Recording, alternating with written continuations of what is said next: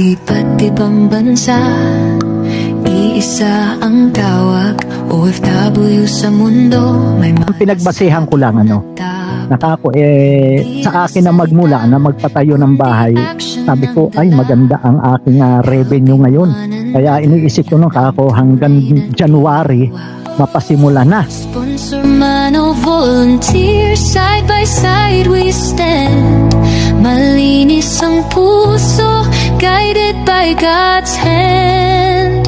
Priority. And Canoli Vlog, nagbigay sila ng 10,000 para kay Mark. Patalan din uli.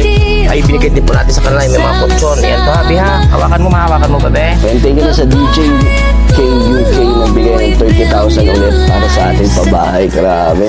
So, parang pangalawang beses na nila to. Canoli International. One heart, one mission. Global connection. Sa bawat bahay na aming ipinag. Ano sabi mo, Joy? At full payment na. Thank you po. I'm happy.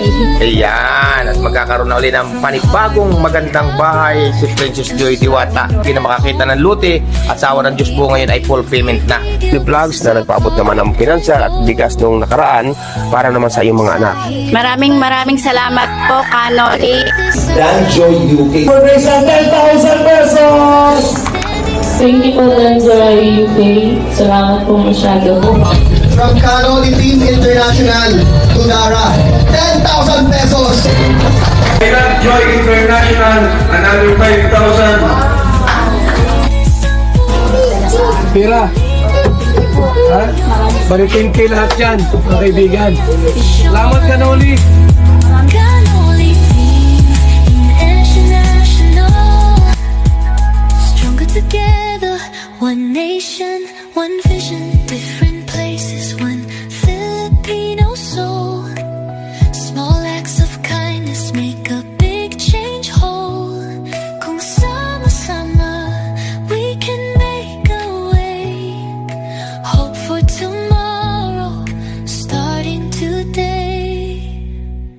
Shoutout din po sa Team Canoli, Team International. Kay Tita Vilma Homeguard, salamat po. Shout po sa Canoli Team International. And thank you po sa pag-support sa ating charity works and sa pabahay kay Dora. Ito na tayo sa Bagasbas. Thank you po sa pagpunta. 1,000 galing sa Canoli Team International.